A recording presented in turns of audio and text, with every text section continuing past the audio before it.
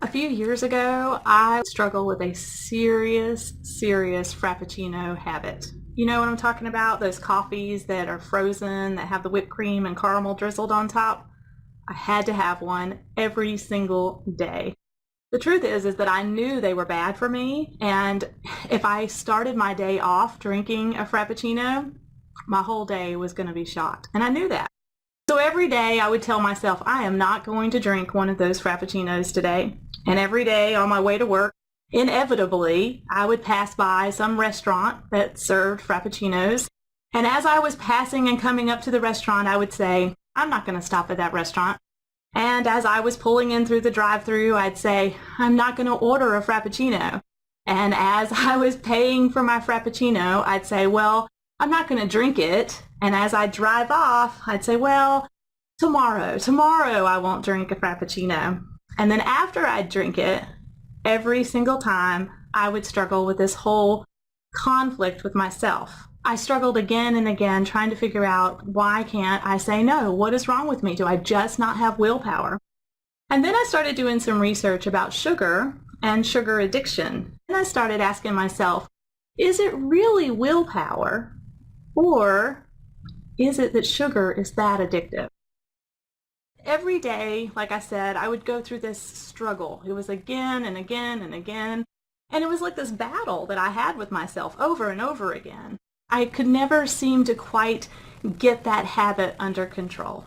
I started thinking, is it truly willpower? Is that the problem? Is that what's causing all of this? Let's see what willpower truly is. Willpower is the ability to express self-control. It's to avoid impulses. And so then I asked myself, well, does that mean I have no self-control? Do I have no willpower? Every single day I would drive to work in traffic that was crazy, people cutting me off, acting crazy. I never chased them down. I never acted like a crazy person. I may have, flipped them off every once in a while, but not often. That led me thinking I must have some sort of willpower because I can control those type of impulses. And maybe my boss would say something to me that I didn't like, or someone at work would say something that I didn't like, and I didn't fly off the handle. So again, I was expressing and experiencing willpower. So I thought, it can't possibly be that I don't have willpower, because if I had no willpower, I would be constantly in some sort of conflict. It got me thinking, what is in these frappes? Each one has 56 grams of sugar. I was drinking one in the morning for breakfast on my way to work, and sometimes I would get one at lunch, because I'd need that little pick-me-up at lunch. And then even some days I would have one on the way home from work. So we're talking over 150 grams of sugar just in the frappes alone every single day in, day out. It's no wonder I felt terrible. I mean, of course I felt terrible. That's a lot of sugar. I was really struggling with what is going on with this, and why can't I just say no? Why can't I just walk away and not go to those stores? What is pulling me in time and time and time again? Like, what's making me want to do this? I started looking into sugar as an addiction, and I found that there is actually several studies that have been done, scientific studies, to show that sugar is truly addictive.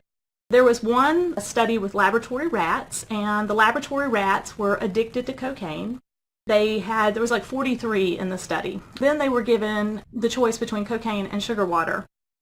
And out of the 43 rats, 40 of them would choose sugar water over the cocaine every single time. So you think, okay, wow, that's pretty significant that these rats would choose sugar water over cocaine.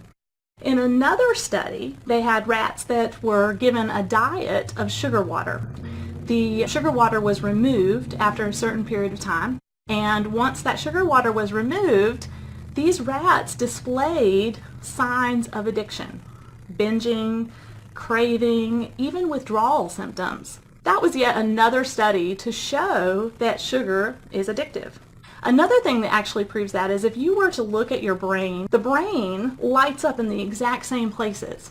The exact same places as if you had had sugar, heroin, or cocaine. It's almost impossible to tell the difference. The same pleasure centers, the same award centers, they all light up in the same places as cocaine and heroin when you eat sugar. In fact, they believe that sugar is so addictive that it's 8 times more addictive than cocaine. So we've established that it's not a willpower problem. We all have some sort of willpower. We know that it's an addictive product. Sugar is addictive. It's not your fault if you're struggling with sugar. I mean, really. I woke up every single day and swore to myself that I wasn't going to drink another Frappuccino. I'm not going to do this. Every single day I would say that. And every day, without fail, I would always get another Frappuccino.